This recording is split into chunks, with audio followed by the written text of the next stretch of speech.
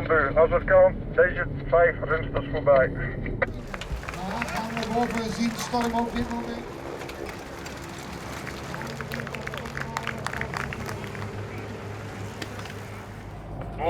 Movistar Annemiek van Vleuten gevraagd. Gewonnen met zoveel energie. Kom op Sabrina! Kom op Sabrina. Hou even vol! Kom op.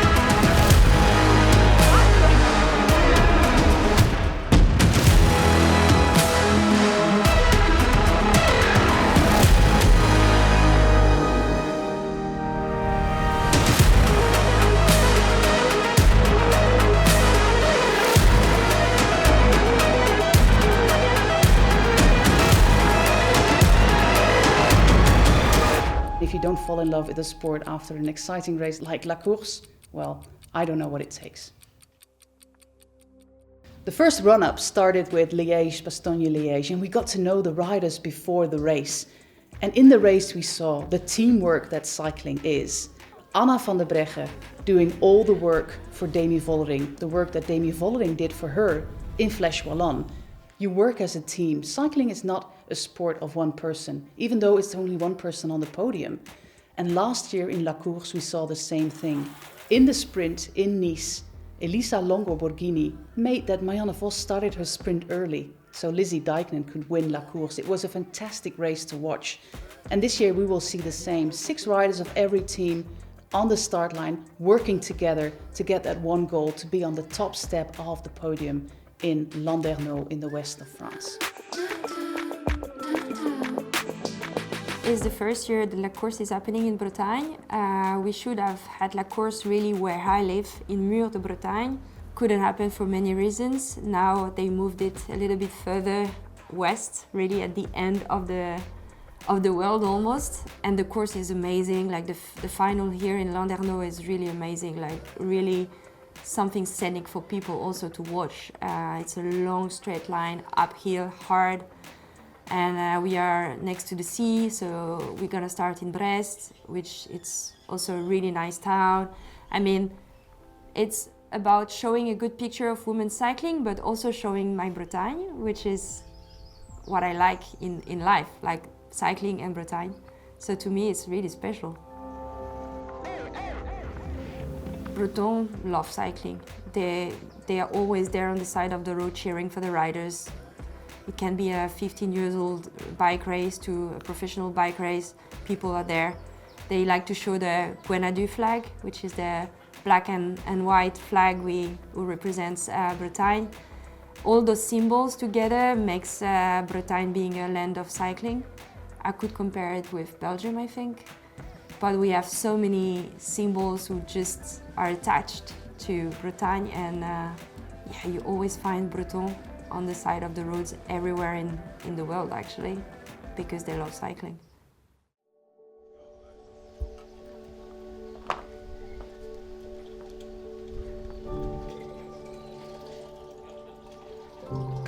A new team on the run-up is Liv Racing. They're a young team with riders from different countries. They're very ambitious. They are a World Tour team, so that means they are one of the teams on the highest level of cycling.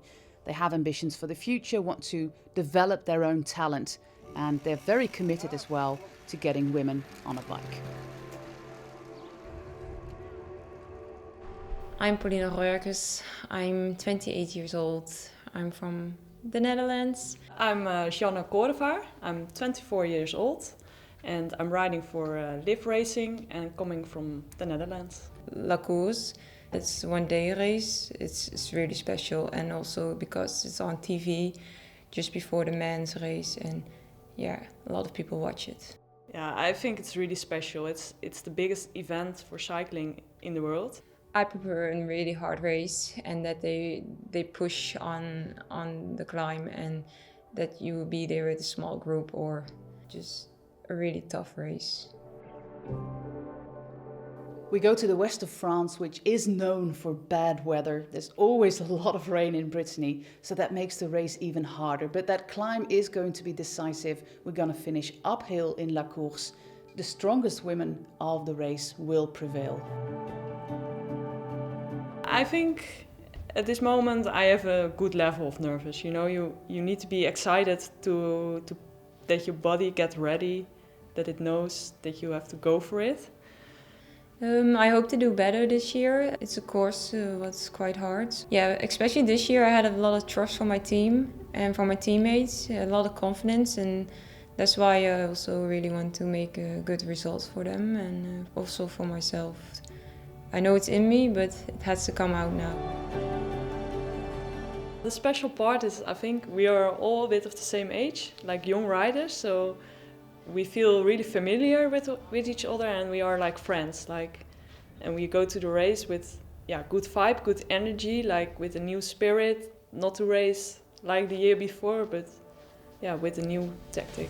It's really nice vibe in our team.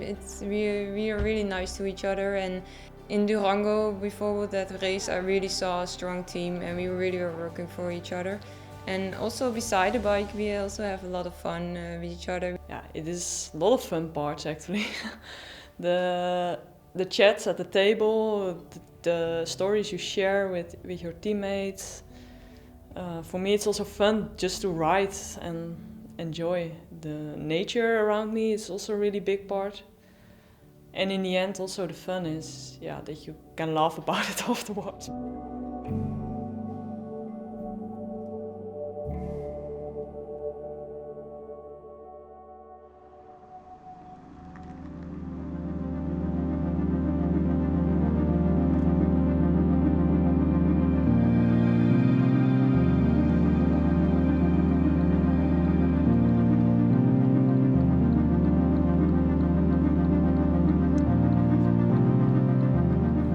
It was really special, obviously, to win La Course because I've lived in this area for so long now.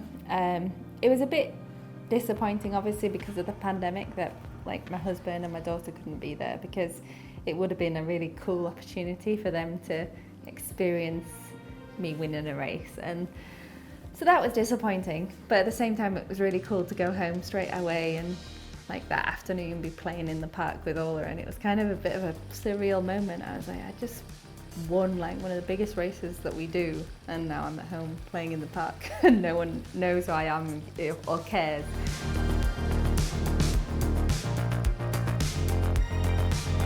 You know, it was just a bit weird, but yeah, it was special. It was like, it's one of those races that you can tick off and say you've won in your career. You know, it would have been missing if I couldn't say that. For me to be able to beat Voss was not something that I can do regularly. It took teamwork to beat her. She's a phenomenal rider. Like, I have so much respect for her, not just for how many races she's won, but who she is as a bike rider. She wants to win every race she enters. And honestly, I'm not that rider. Like, I can't switch it on like she can for every single race. Like, I need to be motivated for certain goals, but I don't have the same killer instinct and will to win like she does. I see it in her face, I see it in her eyes, I see it in her body language when she's racing. She is all out for the win every single time she races. And yeah, I admire that about her a lot.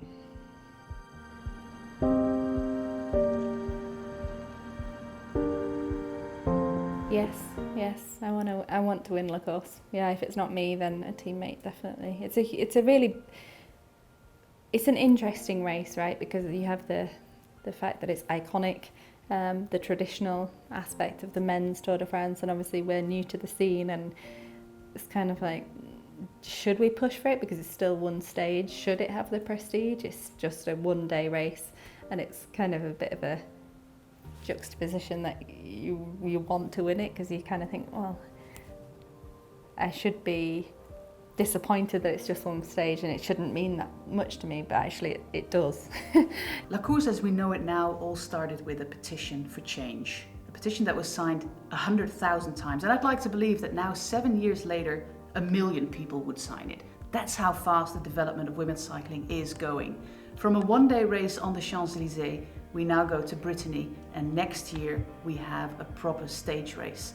4 women, Marianne Vos, Chrissy Wellington, Emma Pooley and Catherine Bertine, really lobbied for a La Course, and a courageous group of women rode the Tour de France the past years, all 21 stages of them before the men's did, and showing the organisation, the ASO, that it can be done.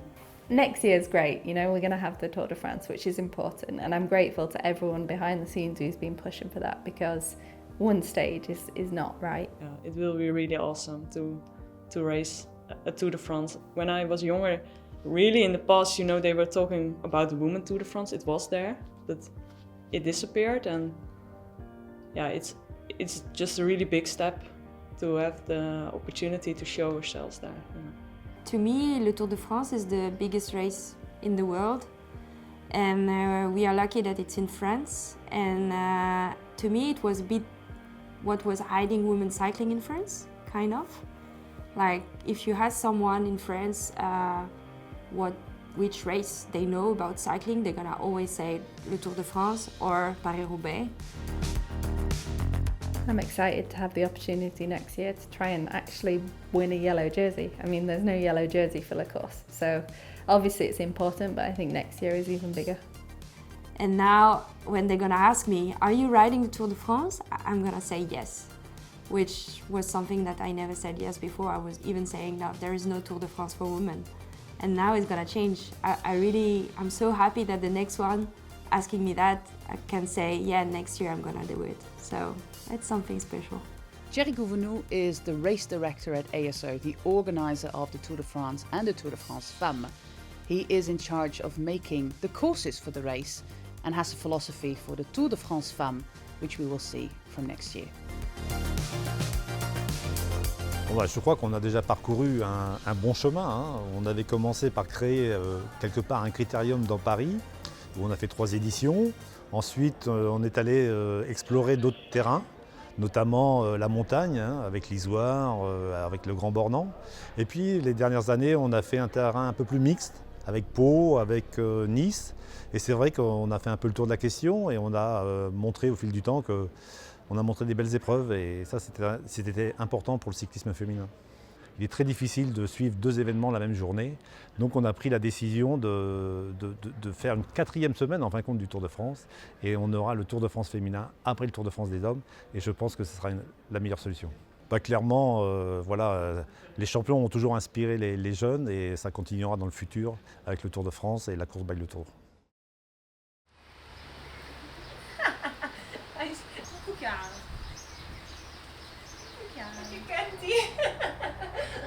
Als ik mijn schoenen aan doe.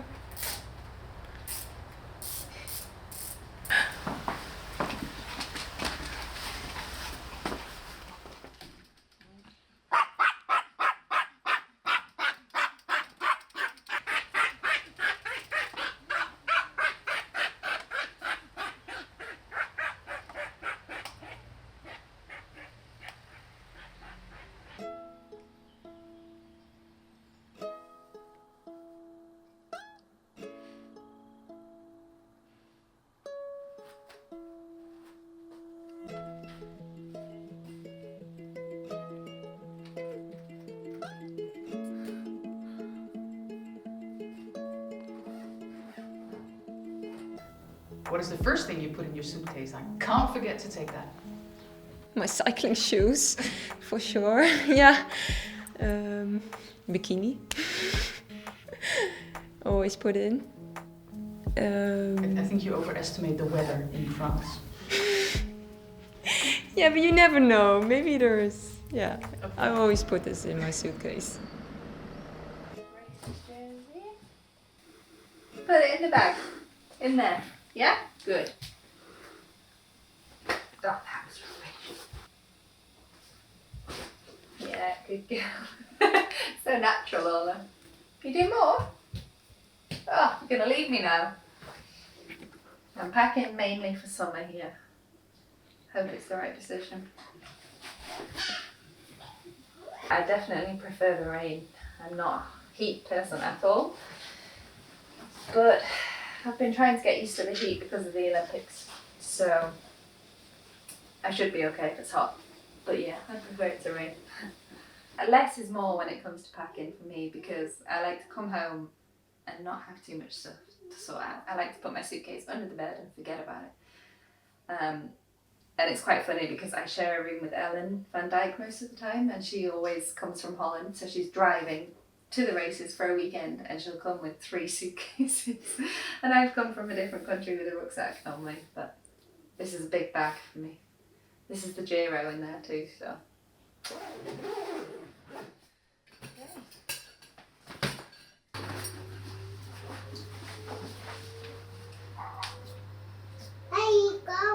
I'm going to the lift. Will you push the button for me?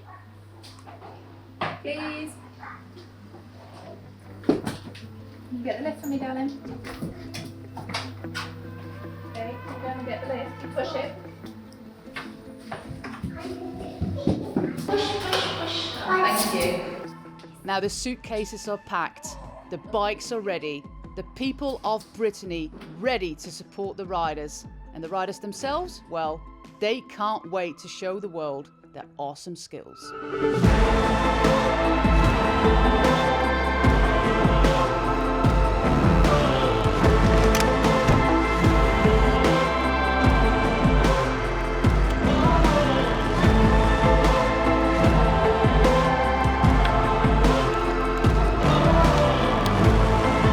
Tomorrow, it's showtime.